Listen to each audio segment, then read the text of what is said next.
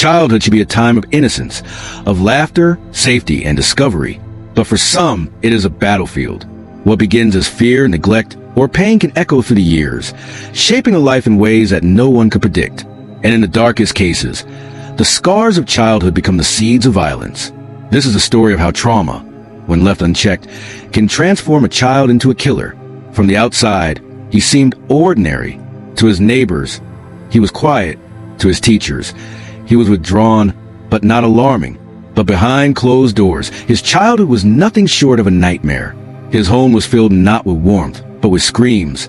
His father's fists and his mother's silence painting every corner of his young world in fear. Each day, he learned that trust was dangerous and love was conditional. He carried bruises not only on his skin, but deep inside his mind, where the wounds would never fully heal. While other children dreamed of games and friendships, he dreamed of escape. And when escape never came, something inside him began to twist. Psychologists often say that childhood trauma doesn't just disappear.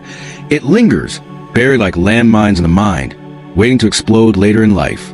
For him, those explosions came in waves of rage he couldn't explain, in moments of cold attachment where empathy should have lived. He learned to hide behind a mask, but beneath it, the child who had once been powerless was growing into an adult who craved control. Years later, when the news broke of the crime, the world was horrified. A brutal murder, cold, deliberate, and merciless. Reporters called him a monster, a killer without remorse. But to those who looked deeper, the question was more complex. Was he born evil, or was he shaped by the relentless cruelty of his past? In the interrogation room, detectives noted his strange calm.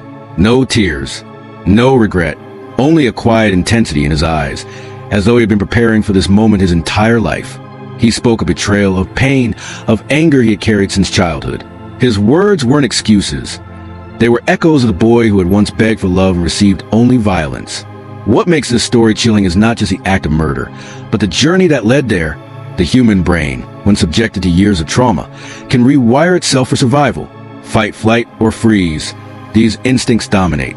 For him, survival had always meant building walls, shutting out compassion, and replacing fear with fury.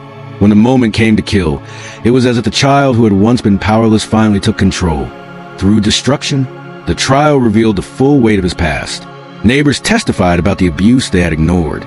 Teachers admitted they saw the warning signs, but did nothing. Social workers had visited, but the system failed him. Layer upon layer, his childhood became a haunting record of neglect that no one had stopped. Yet, no amount of sympathy could erase the horror of the crime. A life was lost, and no explanation could bring them back. The court sentenced him to life behind bars, where he would spend his